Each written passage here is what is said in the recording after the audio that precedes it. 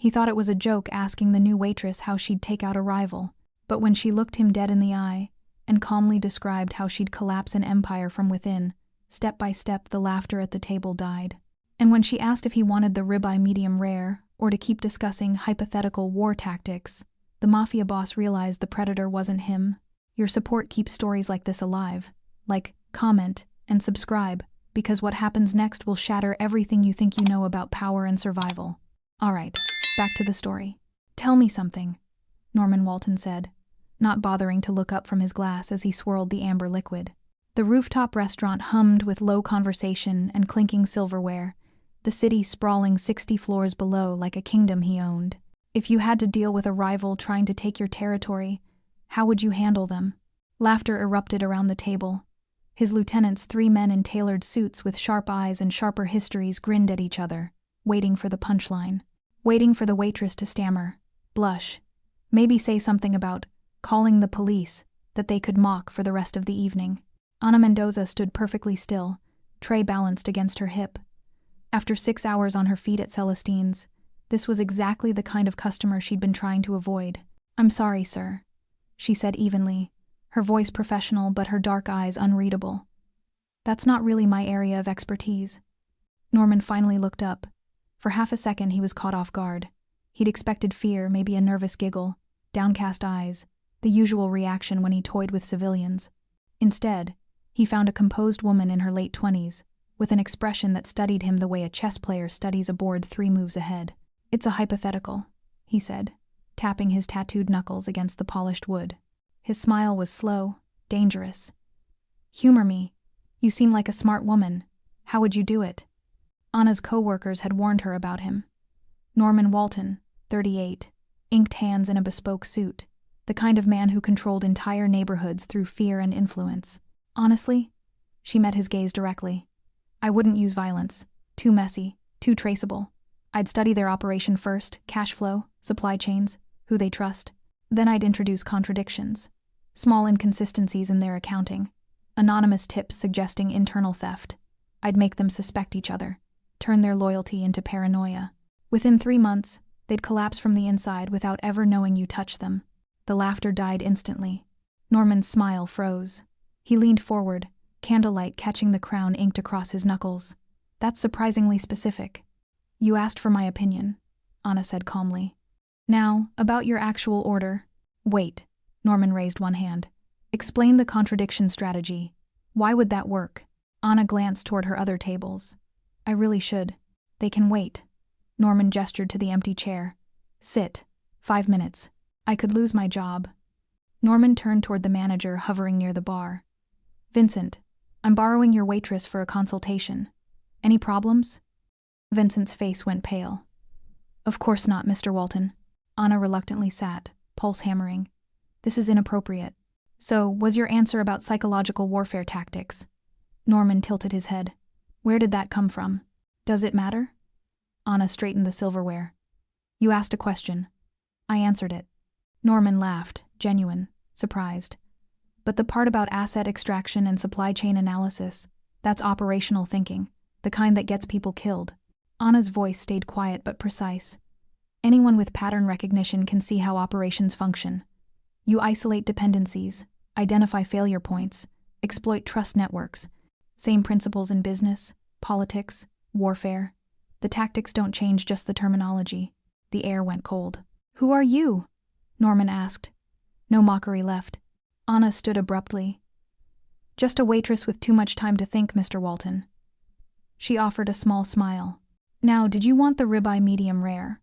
Or are we still discussing hypothetical war tactics?" Norman watched her walk away, jaw tight, instincts screaming. That was the moment he realized this woman was more dangerous than anyone at his table, and he had no intention of letting her disappear. If this moment already made your heart pause for a second, don't scroll past without subscribing. You'll regret missing what this single answer sets in motion. Norman Walton didn't sleep that night. He stood in his penthouse, floor-to-ceiling windows framing the city like a portrait of everything he'd built. 43 stories below, people moved through streets. He controlled restaurants that paid him protection, clubs that laundered his money, politicians who owed him favors. This was his empire, built from nothing but ambition and brutality over 15 years. And somehow, a waitress had just explained how to dismantle it. He poured another drink, the crystal decanter catching light from the skyline. His reflection stared back, tattooed hands, expensive suit, the face of a man who'd clawed his way from the gutter to the penthouse and left bodies along the way. Boss. Norman turned. His second in command, Victor Reyes, stood in the doorway. 42, silver at his temples, the only man Norman had ever called brother. They'd started together 2 kids from the south side who'd turned desperation into power. "You're still thinking about the waitress," Victor said. Not a question. She knew Victor. Norman's voice was quiet, controlled. Contradiction tactics, psychological infiltration, asset extraction. Those aren't terms you learn from watching crime shows. Victor crossed the room, dropping into the leather chair by the bar. "Maybe she's just smart. Reads a lot. You're overthinking this." "Am I?" Norman set his glass down hard. "She described the exact method we used on the Castellano family 3 years ago. Word for word. Victor, how we turned their lieutenants against each other. How we made them believe the leak was internal until they tore themselves apart." Victor's expression shifted just slightly, but Norman caught it. 20 years of partnership meant he could read the man like a book. "Run a background check," Norman said. "Deep one. I want to know everything about Ana Mendoza. Where she's from, where she went to school, who she knows, why she's working at Celestine's serving drinks when she talks like a military strategist." "Already on it." Victor pulled out his phone. "Called Rodriguez an hour ago. Should have something by morning." Norman nodded, returning to the window. Below, his city pulsed with life he controlled. He'd built this through calculated violence, strategic alliances, and an instinct for reading people that had kept him alive when smarter men had died. And tonight, that instinct was screaming. "You remember when we started?" Norman asked suddenly. Victor looked up. "Southside. Your uncle's garage. You were 17. I was 19. We had nothing." Norman's voice carried an edge of something raw. "No money, no connections, no power. Just hunger and a plan. You remember what you told me that first night? Trust no one completely," Victor recited. "Especially the ones who seem harmless." "Especially the ones who seem harmless," Norman repeated. He turned from the window. "That waitress isn't harmless, Victor. She's something else. And I need to know what." His phone buzzed. Norman glanced at the screen, a text from Rodriguez, his best investigator. 3 words. "Need to talk. Now." Norman showed Victor the message. "That was fast," Victor said, standing. "Too fast." 10 minutes later, Rodriguez sat across from Norman, a tablet in trembling hands. The man was 60, ex-federal investigator, the best in the business. Norman had never seen him look scared. "Talk," Norman commanded. Rodriguez slid the tablet across the desk. "Ana Mendoza, 28, social security number, driver's license, employment history, all legitimate, all clean. Then why do you look like you've seen a ghost?" "Because it's too clean, Mr. Walton." Rodriguez's voice dropped. "Her paper trail only goes back 4 years. Before that, nothing.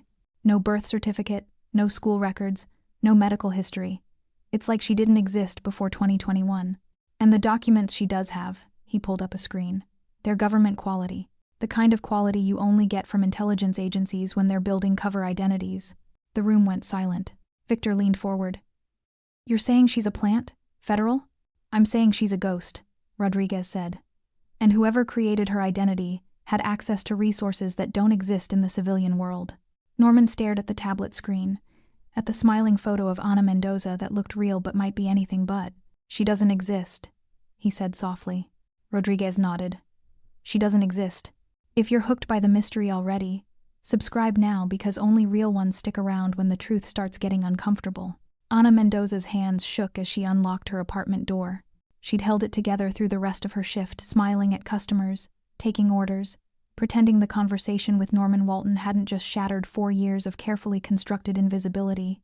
But now, alone in the dim hallway of her building, the adrenaline crashed and fear flooded in. Stupid. So incredibly stupid. She stepped inside, locked the door, checked the deadbolt twice. The apartment was small studio layout, minimal furniture, nothing personal on the walls.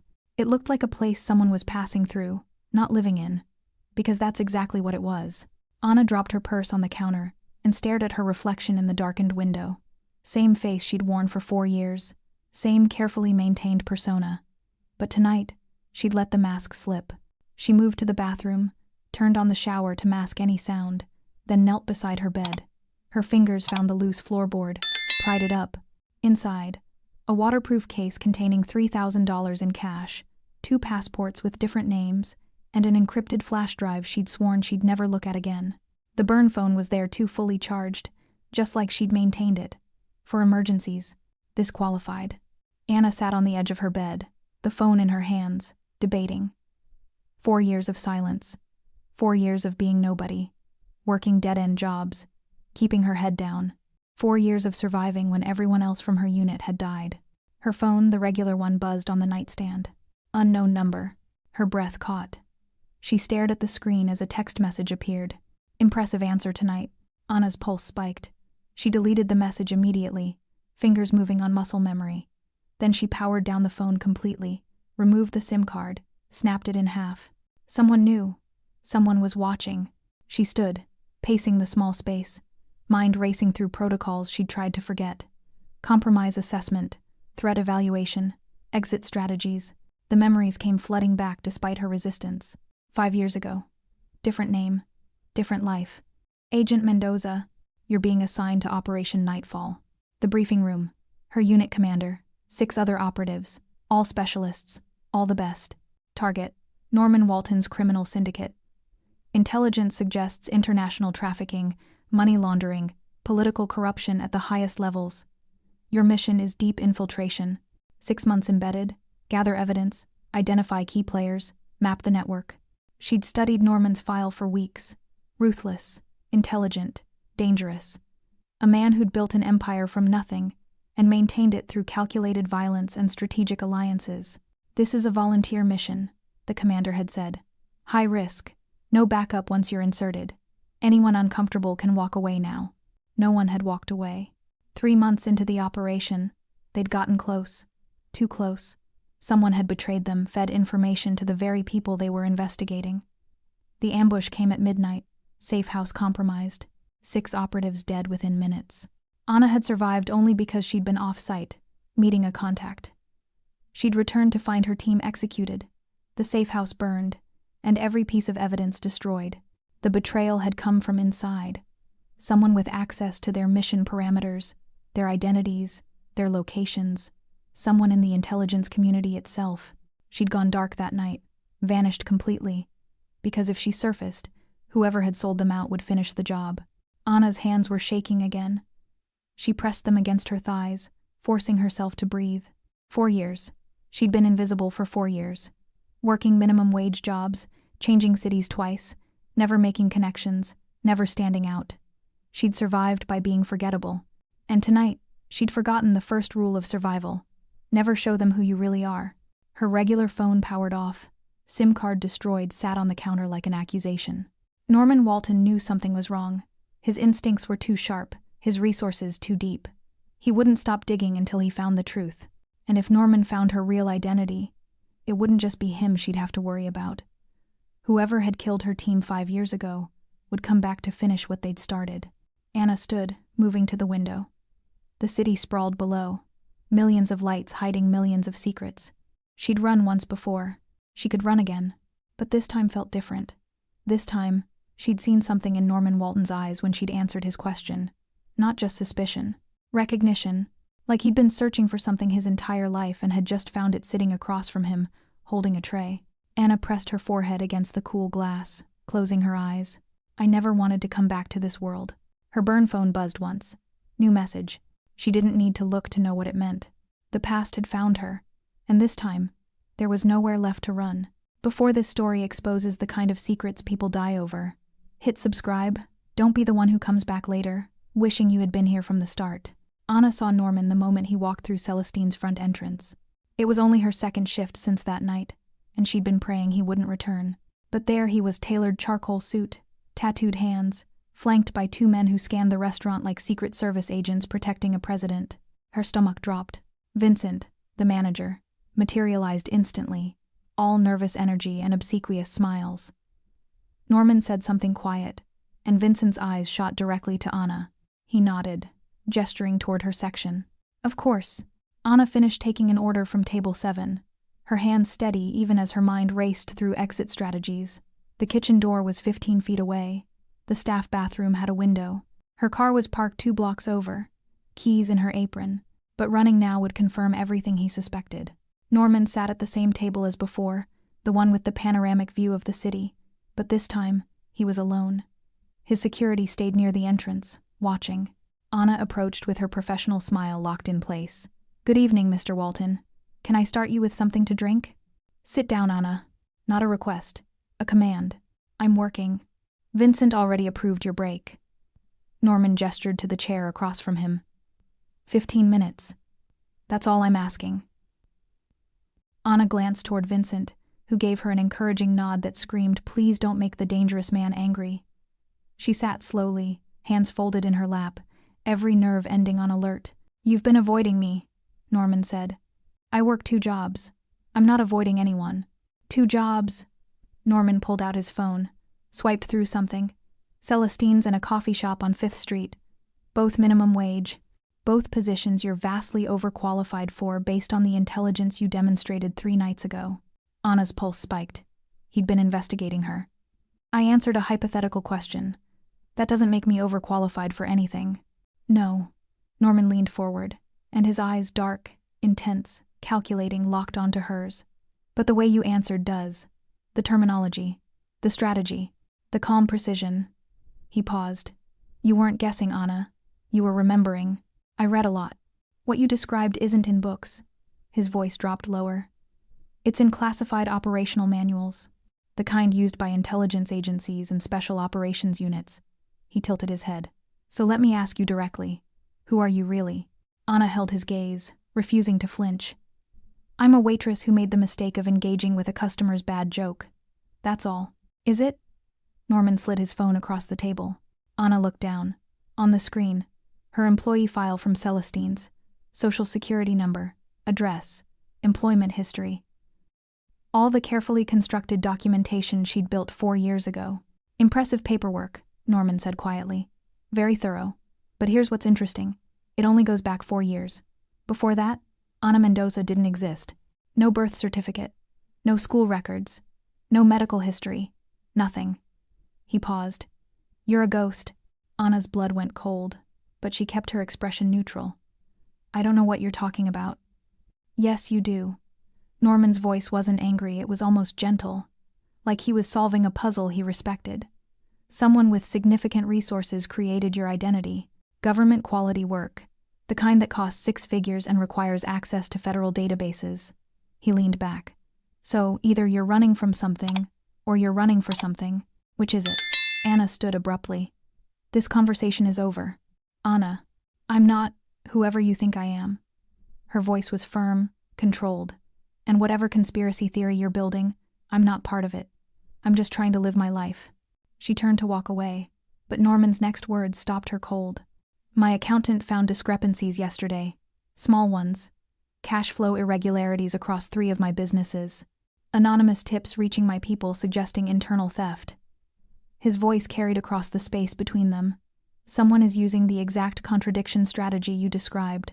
The one you claimed was just hypothetical." Anna's breath caught. She turned slowly. Norman was standing now, hands in his pockets, expression unreadable. "Someone inside my organization is using your playbook to tear it apart from the inside."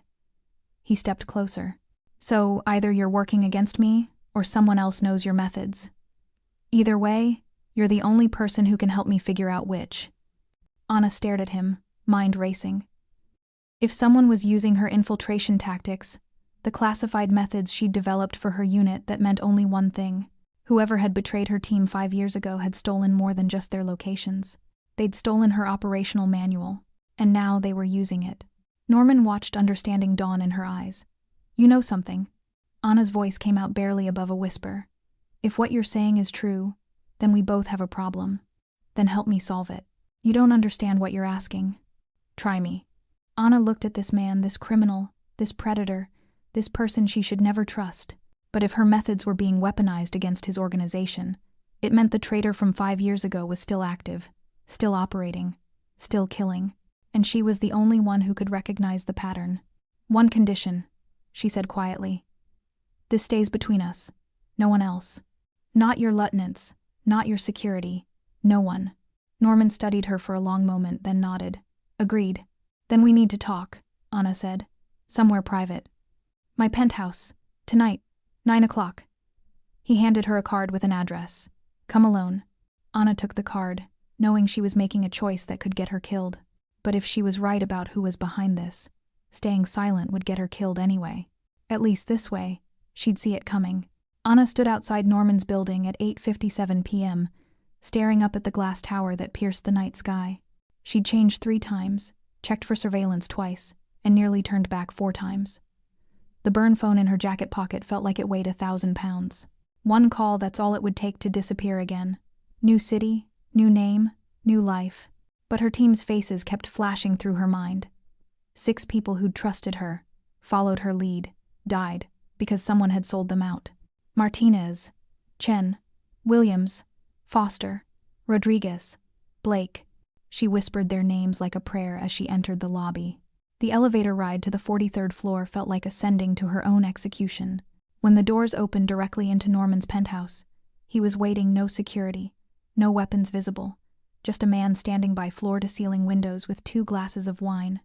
You came, he said, surprise evident in his voice. I almost didn't. Anna stepped inside, every sense heightened. The penthouse was massive, modern, expensive, exactly what she'd expected, but also surprisingly tasteful. Art on the walls, books on shelves, not the garish display of wealth she'd anticipated. Norman handed her a glass. You don't have to drink it, but you look like you could use it. Anna took it but didn't drink. You said someone's using my methods. Show me. Norman led her to a dining table covered in financial documents, transaction records, incident reports.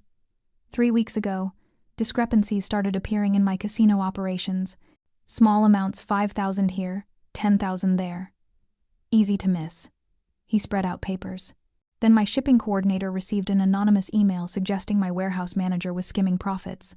Anna studied the documents, her trained eyes picking up patterns. What happened? The coordinator confronted the manager. Manager accused the coordinator of lying to cover his own theft. Within 48 hours, they'd both hired lawyers and stopped communicating. Norman's jaw tightened. Last week, someone leaked to my distribution team that I was planning to cut their percentage. That was a lie, but the damage was done. Now they're suspicious, paranoid, checking over their shoulders. Anna's blood ran cold. Contradiction tactics, loyalty fragmentation, trust erosion. She looked up at him. This is textbook psychological infiltration. Exactly what you described at the restaurant. Because I wrote the textbook, the words came out before she could stop them. Norman went still. Explain. Anna set down her glass, her hands trembling now. She'd kept this buried for 4 years, never speaking it aloud, never acknowledging what she'd lost. But if she wanted answers, she had to give them first. My name isn't Ana Mendoza. It was, once, but that person died 5 years ago. She moved to the window, unable to look at him. I was part of an international intelligence task force, 6 operatives specializing in dismantling criminal organizations through infiltration and internal destabilization. Behind her, Norman's breath caught. You were the enemy. I was doing my job. Anna's voice hardened. We targeted syndicates involved in trafficking, corruption, violence. We built cases that put monsters in prison. She turned to face him. Your organization was our final mission. Operation Nightfall. 6 months of surveillance, intelligence gathering, pattern analysis. Norman's expression darkened. You were investigating me. Yes, but we never got close enough to build a case. Anna's throat tightened. 3 months in, someone betrayed us. Fed our locations, our identities, our safe house coordinates, to the very people we were targeting. One night, they came for us. 6 of my team members were executed within minutes. And you? I was off-site meeting a contact. Came back to find everyone dead, the safe house burned, every piece of evidence destroyed. Her voice cracked. Someone in our own agency sold us out. Someone with access to our mission parameters, our methods, our classified operational manuals. Norman processed this, his expression unreadable. The methods being used against me now are mine, the exact infiltration tactics I developed for the task force. Anna's hands clenched into fists. Whoever betrayed my team didn't just kill them, they stole my work. And now they're using it. against me. Which means they're connected to your organization. Either someone inside your syndicate was the original buyer, or Anna's eyes widened as the realization hit, or someone inside your organization is the traitor from my agency. The room went silent. Norman moved to his bar, poured himself something stronger than wine. You're saying the person sabotaging my empire is someone I trust. Someone close enough to have access. Someone who's been playing both sides for at least 5 years. Yes, and if we don't find them, they'll destroy you the same way they destroyed my team. Anna met his eyes, from the inside, using people you love against you until there's nothing left. Norman downed his drink in one swallow. When he spoke, his voice was granite. Then we find them. Together. This isn't your fight. They made it my fight when they targeted my organization. Norman stepped closer. And if what you're saying is true, they've been inside my operation for years, watching, waiting, planning. His jaw tightened. I don't leave traitors alive, Anna, especially ones hiding in my own house. Anna studied this man, this criminal she'd once been assigned to destroy. Now her only ally in a war neither of them could afford to lose. If we do this, there's no going back, she said quietly. Once we start digging, they'll know I'm alive. They'll come for both of us. Norman's smile was cold, dangerous. Let them come. Anna nodded slowly, sealing a pact with the devil himself. The hunt had begun. If your chest tightened reading this, imagine what's coming. Subscribe now so you don't abandon her the way the world did. Norman's office felt different the second night Anna visited. Where the penthouse had been open, almost vulnerable, this space was pure power. Dark wood, leather chairs, walls lined with surveillance monitors showing every corner of his empire. This was where Norman Walton commanded his kingdom. And now, Anna sat across from him with full access to his encrypted systems. This is insane, she muttered, fingers flying across the keyboard. Norman had given her credentials that bypassed every security protocol access that could destroy him if she wanted. You realize I could burn your entire operation with this level of clearance? I know. Norman leaned against his desk, arms crossed. But you won't. How can you be so sure? Because you need me alive to find who killed your team. His voice was matter of fact. And I need you alive to identify who's dismantling my organization. We're stuck with each other. Anna hated that he was right. She pulled up financial records, cross-referencing transaction patterns with the sabotage incidents Norman had shown her. The discrepancies started 3 weeks ago, but the foundation was laid months earlier. Look, she highlighted several entries. Small authorization changes, routing modifications, access permission updates. Someone's been preparing this attack for at least 6 months. Norman moved behind her, studying the screen. Who has that level of system access? According to this, Anna scrolled through user logs. 7 people. You, your second in command, Victor Reyes, your accountant, your head of security, and 3 senior lieutenants. Victor's been with me for 20 years. We built this together. Anna heard the pain in his voice, the unwillingness to accept that betrayal could come from family. She knew that feeling intimately. The closer they are, the more damage they can do. Trust is the weapon, Norman. That's how infiltration works. He was quiet for a long moment. Show me how to identify the pattern. For the next 2 hours, Anna walked him through her methods. How to spot manufactured contradictions. How to trace information leaks. How to recognize when loyalty is being weaponized. Norman absorbed everything with frightening speed, asking questions that revealed a tactical mind sharper than most intelligence officers she'd worked with. You would have made a good operative, Anna said, surprising herself. Norman's laugh was bitter. In another life, maybe. This one didn't give me much choice. There's always a choice. Is there? He met her eyes. You chose to investigate criminals. I chose to become one. Different sides of the same coin, Anna.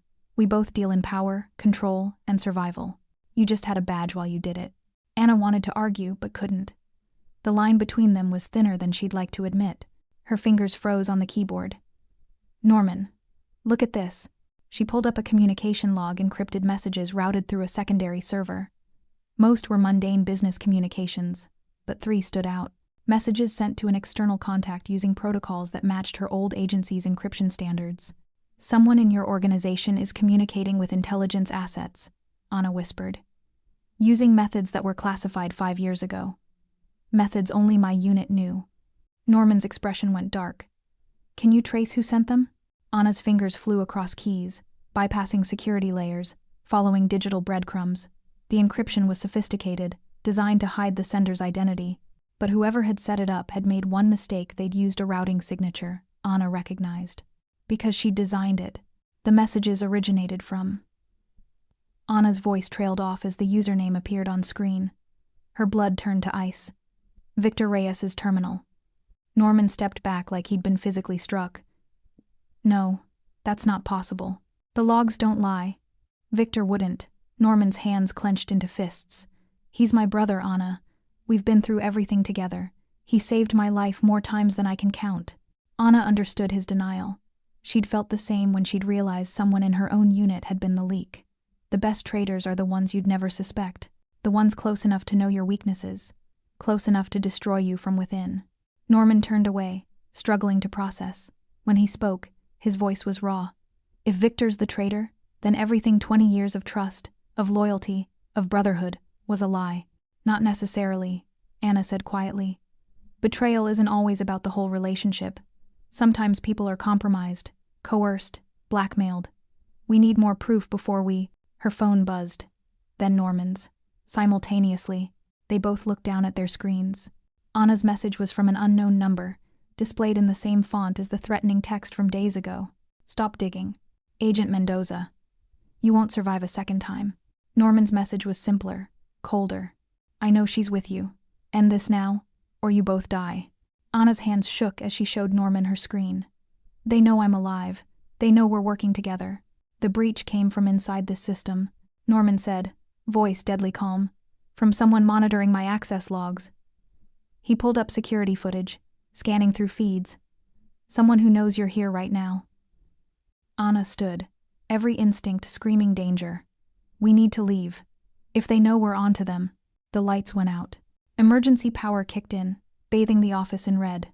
Norman moved instantly, pulling a handgun from his desk drawer. Stay behind me. Norman, I'm trained for. I know. But this is my building, my security systems, my protocols. His voice was ice. And if Victor's been inside my operation for years, he knows every exit, every safe room, every contingency plan I have. Anna's heart hammered.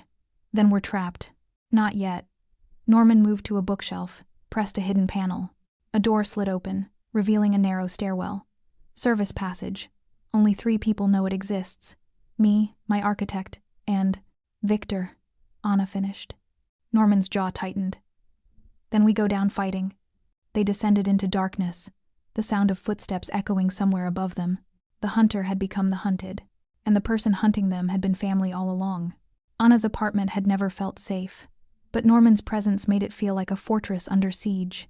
They'd escaped through the service passage, emerged 3 blocks away, and driven in silence to the only place Norman's security team wouldn't think to look the home of a ghost. This is where you live? Norman asked, taking in the sparse studio with fresh eyes. I don't live anywhere, Anna said, already moving furniture aside. I survive in temporary locations. She pulled up the floorboard, retrieved the waterproof case. We can't use your systems anymore. Victor has access to everything. Norman sank into her only chair, the reality settling over him like a weight. 20 years. 20 years I trusted him with my life, my business, my secrets. His voice cracked. He was there when I had nothing, when we were both just kids trying to survive. Anna understood that betrayal, the kind that didn't just break trust, but shattered your understanding of reality itself. She knelt beside him. I know what you're feeling. When I realized someone in my unit had sold us out, it wasn't just about the mission. It was about believing in something that never existed. How did you survive it? I didn't. Not really. Anna's voice was barely a whisper. I just became someone else and pretended the pain belonged to a dead woman. Norman looked at her, then really looked, and she saw recognition in his eyes. 2 people forged in betrayal, scarred by loss, surviving in the margins. We'll find proof, Anna said, opening the encrypted flash drive she'd sworn never to access. And then we'll burn him for what he's done. They worked through the night, Anna's laptop glowing in the darkness. She pulled up archived case files from Operation Nightfall documents she'd saved before going dark, evidence she'd been too afraid to examine. Here, she pointed to intelligence reports from 5 years ago. 3 weeks before the ambush, someone requested updated information on our safe house protocols. The request came through proper channels, so it didn't raise flags. Who requested it? Anna pulled up the authorization code. ran it through a decryption program she'd built. The name that appeared made her stomach drop. The request was filed by an intelligence liaison assigned to coordinate with international task forces. Victor worked with intelligence agencies? No. Anna's fingers trembled on the keys. But someone used his identity to access classified systems. Someone who needed legitimate credentials to get close to my operation. She pulled up more files, connecting dots she'd been too traumatized to see before. Victor Reyes, your Victor, was flagged by my agency 6 years ago for potential recruitment as an asset. Norman's face went pale. They tried to turn him? More than tried. Look, Anna showed him communication logs, meeting records, payment transfers. He was approached by a handler named Castellano. Offered immunity, protection, money in exchange for information about your organization. The Castellano family. We destroyed them 3 years ago, using contradiction tactics, Anna finished. The same methods being used against you now. She looked at him, pieces falling into place. Victor didn't just betray you recently, Norman. He's been playing both sides for years. He fed intelligence to my agency about your operations, then betrayed my team when we got too close. Why kill your team if he was working with them? Anna's mind raced through scenarios, operational logic, the cold calculus of betrayal, because we would have exposed him. My team was building a case against your entire organization, including your inner circle. If we'd succeeded, Victor would have been investigated too. His double dealing would have been discovered. So he eliminated the threat. And stole my operational manual in the process. Anna pulled up another file, her own classified work. These infiltration tactics weren't in any database. They were kept on isolated systems, accessible only to active team members. Victor's handler must have demanded proof of loyalty. What better proof than destroying the investigation and delivering classified intelligence? Norman stood, pacing her small apartment like a caged animal. If this is true, if Victor's been inside both worlds all along, then everything I built, he helped you build, Anna said gently. That's what makes him so dangerous. He knows your organization better than anyone. Your weaknesses, your patterns, your blind spots, and now he's using that knowledge to dismantle everything. While framing you for sabotage, making your own people doubt you, isolating you from your power base. Anna closed her laptop. It's brilliant, actually. By the time you realize what's happening, you'll have no allies left. No one to trust. No way to fight back. Norman's phone buzzed. Then again. And again. He looked at the screen, his expression darkening. 3 of my lieutenants just resigned, all citing loss of confidence in leadership. The messages came within minutes of each other. Victor's accelerating the timeline. Anna felt the walls closing in. He knows we're onto him. He's moving to endgame. Which means he'll try to eliminate us before we can expose him. Make it look like internal violence, rival retaliation, anything that keeps suspicion away from him. She met Norman's eyes. We have maybe 48 hours before he makes his move. Norman's jaw set with determination.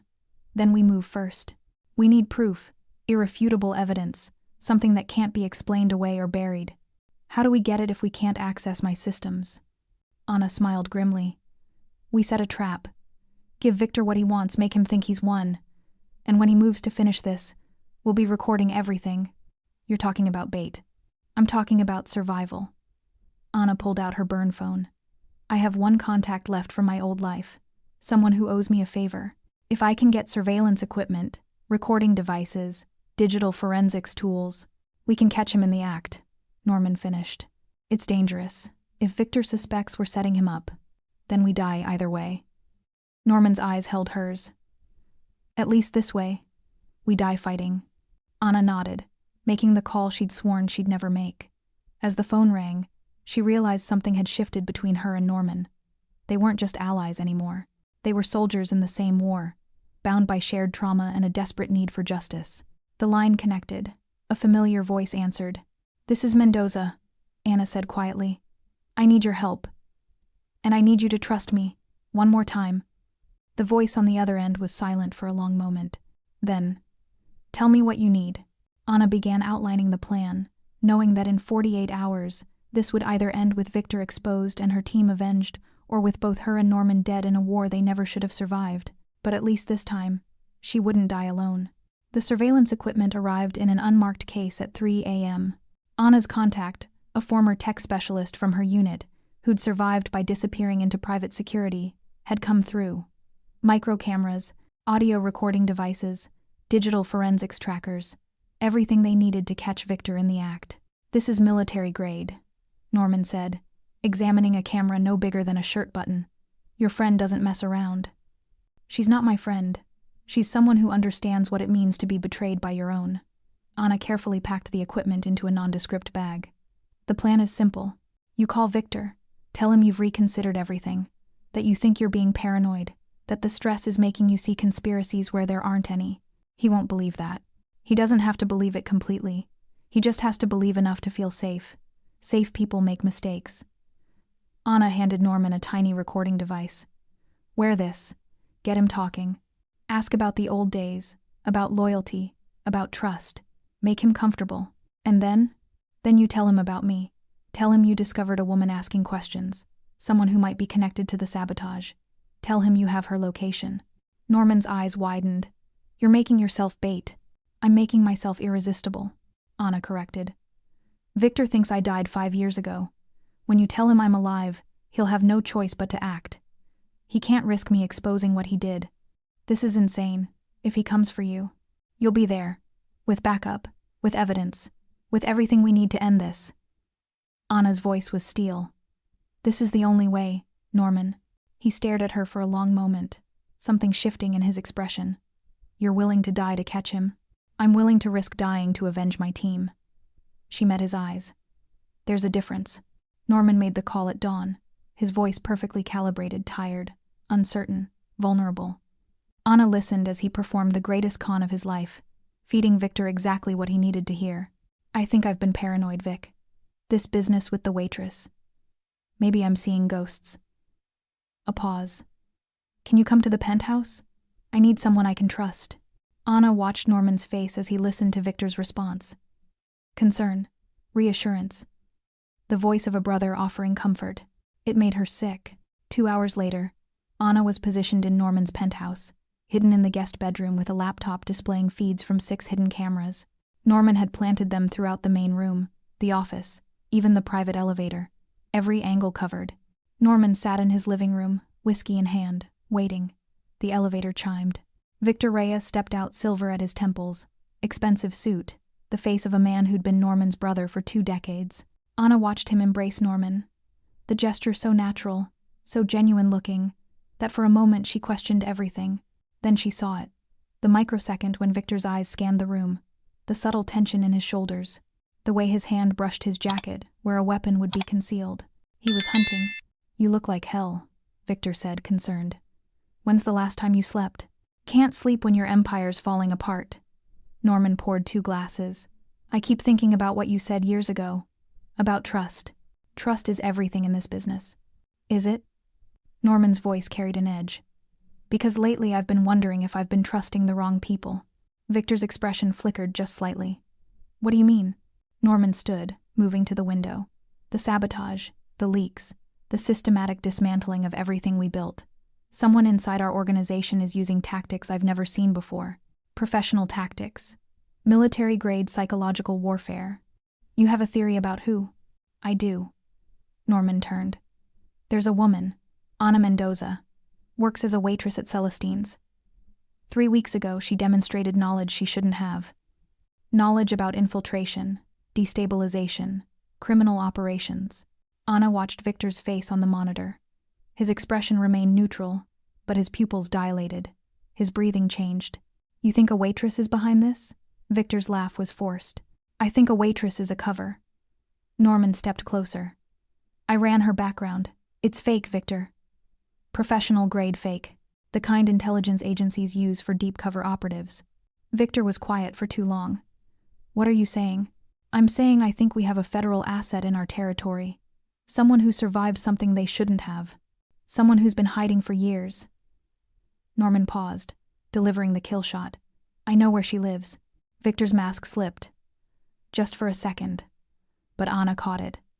The cold calculation, the deadly intent, the face of a man who'd killed before and would kill again.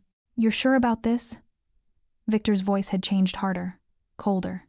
"I'm sure she's dangerous. I'm sure she needs to be dealt with." Norman pulled out his phone, showed Victor an address, Anna's apartment. Tonight, we end this threat before she can damage us further. Victor studied the address, and Anna saw the moment he made his decision. Let me handle this. You've been under too much stress. I'll take care of the problem quietly. No, Norman's voice was firm. We do this together. Like we always have. Brothers. Victor's smile didn't reach his eyes. Brothers. They shook hands, and Anna felt her stomach turn. This was it. The trap was set. I need to make some calls, Victor said, moving toward the elevator. Arrange security, back up. Give me 2 hours. Victor. Norman's voice stopped him. Why did you really come here today? Victor turned, and for a moment, something genuine flickered across his face. Regret? Nostalgia? Because despite everything, you're still my brother, Norman, and I protect what's mine. The elevator doors closed. Anna emerged from the bedroom, laptop in hand. He's going to kill me tonight. Not if we kill him first. Norman's voice was dead, emotionless. The voice of a man who'd just accepted that his brother was his enemy. Norman. Don't. He held up a hand. Don't tell me there's another way. Don't tell me we can capture him alive. I saw his face when you mentioned your address. That was the face of a killer, Anna. That was the face of the man who murdered your team. Anna nodded slowly. Then we finish this. Tonight. They spent the next 2 hours preparing. Anna returned to her apartment, setting up additional cameras, recording equipment, defensive positions. Norman assembled a team, not his usual security, but men he'd kept separate from his main operations. Men Victor didn't know about. At 9 p.m., Anna sat in her apartment, waiting in the darkness. At 9:47 middags, her door lock clicked. Someone was picking it. Anna's heart hammered as the door opened slowly. A silhouette appeared tall, armed, moving with professional precision. Victor Reyes stepped into her apartment, gun drawn. Hello, Agent Mendoza, he said quietly. I've been waiting 5 years for this conversation. Anna stood from her chair, hands visible, calm despite the weapon pointed at her chest. Then let's talk. Victor's smile was cold. There's nothing to talk about. You and Norman have been digging into things that should stay buried. That ends tonight. Does Norman know you're here to kill me? Norman thinks I'm arranging security. Victor moved closer. He doesn't know that by morning, you'll be dead, and he'll be implicated in a federal investigation that will destroy everything he's built. Clean, simple, effective. Just like the ambush 5 years ago, Victor's expression didn't change. You were collateral damage. Wrong place, wrong investigation, wrong time. Nothing personal. Nothing personal. You killed 6 people. I survived. That's what matters in this world. He raised the gun. You should have stayed dead, Anna. Probably, Anna agreed. But then I wouldn't have had the pleasure of watching you confess. Victor's eyes widened as Norman stepped from the bedroom, weapon drawn, phone recording everything. Hello, brother, Norman said, his voice breaking. Care to repeat that confession for the cameras? The standoff lasted 3 heartbeats. Victor's gun swiveled between Anna and Norman, calculating odds, searching for exits. But Norman's men were already emerging from positions throughout the apartment building, 4 professionals blocking every escape route. You're recording this, Victor said flatly. Not a question. Every word. Norman's hand was steady, but his voice shook with barely controlled rage. 5 years, Victor. 5 years you let me believe we were brothers while you sold me out to federal agencies, while you murdered innocent people, while you built a plan to destroy me from inside my own organization. Innocent? Victor's laugh was bitter. They were investigating us, Norman. They wanted to put you in prison for life. I protected you. By killing them? By eliminating the threat. Victor's composure cracked. You think I wanted this? You think I enjoyed betraying my own brother? His voice turned raw. They had everything, Norman. Bank records, witness testimony, shipping manifests. Another month and you would have been arrested. I saved your life. By becoming exactly what they accused us of being, Norman said quietly. A murderer. Anna stepped forward, drawing Victor's attention. You didn't just kill my team. You stole classified intelligence. You've been using my infiltration methods to dismantle Norman's organization. Why? If you were protecting him, why sabotage everything he built? Victor's eyes were cold now, all pretense of emotion gone. Because he's become weak, soft, talking about legitimizing operations, about getting out of the drug trade, about building something clean. He spat the word like a curse. 20 years I invested in this empire. 20 years of risk, of violence, of sacrifice. I'm not letting him throw it away because he suddenly grew a conscience. So you decided to take over, Anna said, understanding flooding through her. Make Norman look unstable, incompetent, turn his own people against him. And when his empire collapsed, you'd be there to pick up the pieces. With federal protection, Victor added. My handler promised immunity for cooperation. All I had to do was deliver evidence against Norman, take control of the organization, and feed them intelligence on our competitors. Everybody wins. Except me, Norman said, his voice deadly quiet. Except the 6 people you murdered. Except Anna, who you tried to kill twice. Casualties of war. This isn't war, Victor, this is betrayal. Norman's finger tightened on the trigger. This is the end. Norman, wait. Anna started, but Victor moved first. He lunged toward Anna, using her as a shield, gun pressed to her temple. Norman's men raised their weapons, but no one could fire without risking her life. Here's what's going to happen, Victor said, breathing hard. You're going to let me walk out of here. All of you. And if anyone follows me, Agent Mendoza dies. Simple. Anna felt the cold metal against her skin, felt Victor's arm around her throat, and suddenly she was back in the safe house 5 years ago. The smell of smoke, the sound of gunfire, the taste of failure. Not again. You're not walking away from this, she said quietly. Not this time. I already have an exit plan, multiple identities, money and offshore accounts. Victor dragged her toward the door. You're not the only one who knows how to disappear, Agent. No, Anna agreed. But I'm the only one who knows your patterns, your methods, your tells. She met Norman's eyes, a silent message passing between them. And I know you made one critical mistake. What mistake? You assumed I came here alone. The window shattered. Victor jerked backward as a tranquilizer dart hit his neck, fired by the sniper. Anna's contact had positioned in the building across the street. His grip loosened, and Anna dropped, rolled, came up with Victor's gun in her hands. Victor collapsed, consciousness fading, still trying to reach for a weapon. Norman was there in seconds, restraining him with zip ties while his men secured the perimeter. You calculated for me, Anna said, kneeling beside Victor as his eyes fluttered. You calculated for Norman, but you didn't calculate for the ghosts you created 5 years ago, the ones who've been waiting for justice. Victor tried to speak, but the sedative pulled him under. Norman stared at the man who'd been his brother, his friend, his partner for 2 decades, the man who'd betrayed everything they'd built. Tears ran down his face, but his hands didn't shake. Call it in, he said to his men. Federal authorities, full evidence package, everything we recorded. Anna touched his arm gently. Norman, you don't have to do this. You can handle this internally. Protect yourself. No. Norman's voice was firm despite the pain. You were right when you stopped me from killing him earlier. This isn't about revenge. It's about justice. It's about being better than what we were. He looked at her, really looked at her. You spent 4 years hiding because the system failed you, because corruption went unpunished. I won't be part of that cycle. You'll be arrested too. Everything you've built, everything you've done, it'll all come out. I know. Norman's smile was sad. But at least I'll face it as a man who chose truth over power. That's more than Victor can say. Within the hour, federal agents surrounded the building.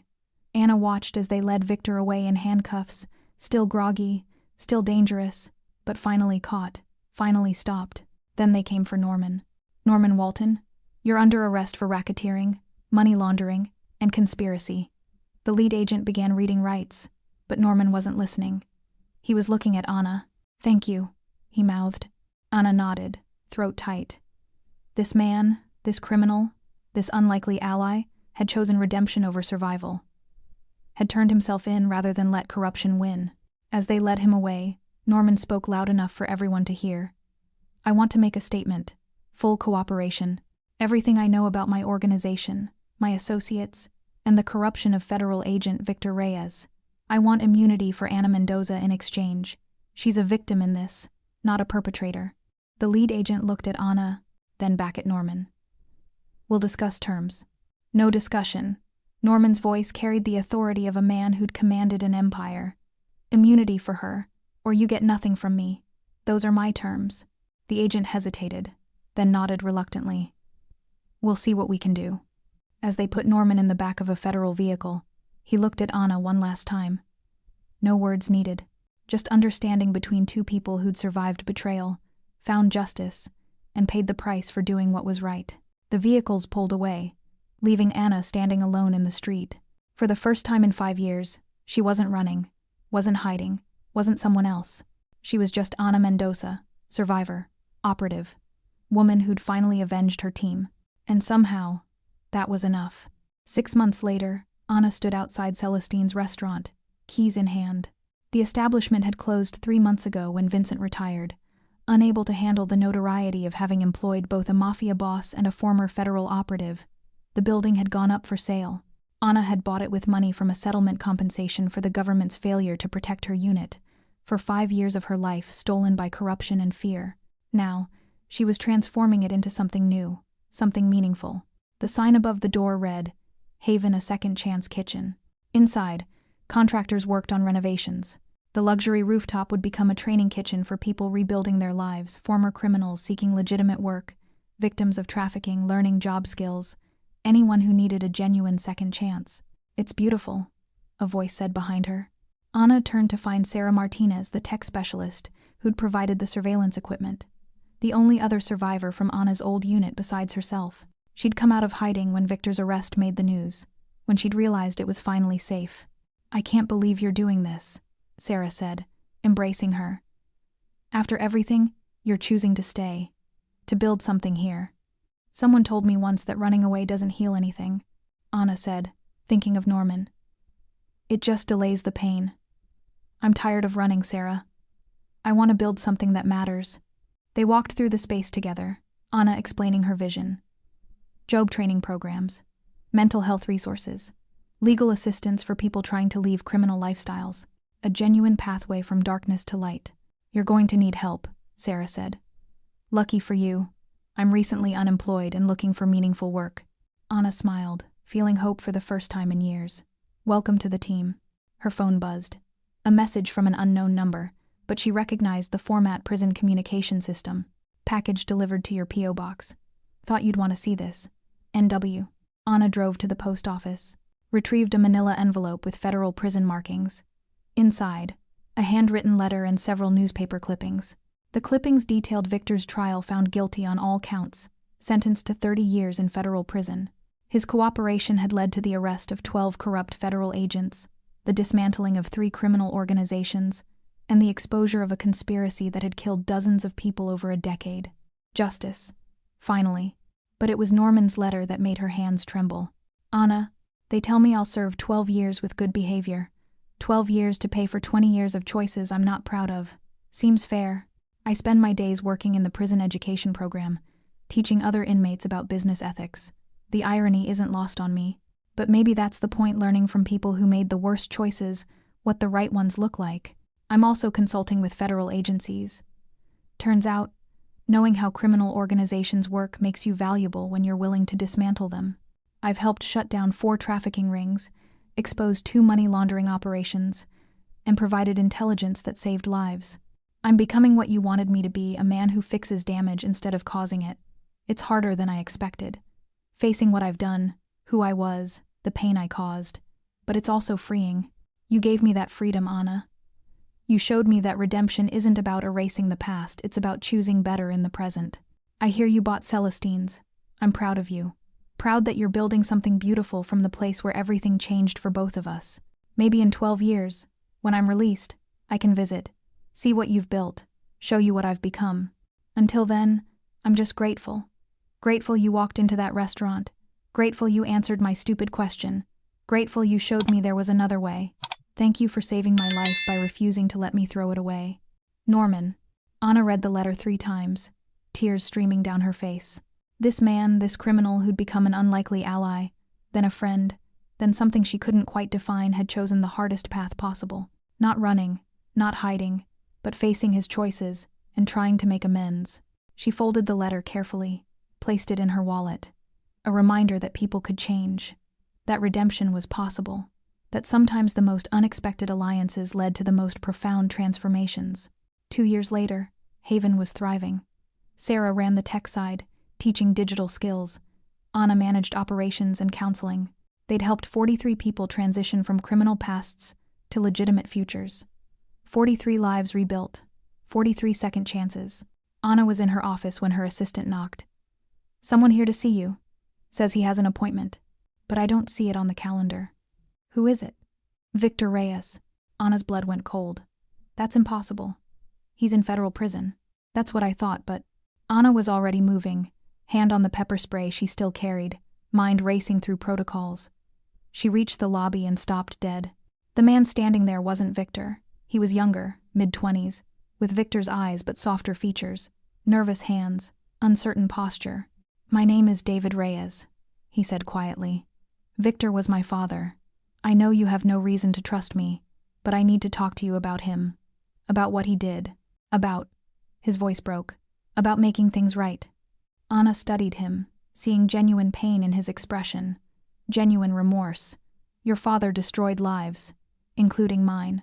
I know, and I can't change that. But I can tell you what he told me before he was arrested. About accounts he had, money he stole, people he hurt." David pulled out a folder. Locations of evidence he buried, names of victims who never got justice, everything he made me promise to keep secret. "Why are you telling me this?" "Because you're the only person who'd know what to do with it. The only person who'd actually help the people he hurt instead of just using the information for power." David's eyes filled with tears. "I don't want to be my father. I want to be someone who makes things right, even if it's too late, even if it doesn't matter."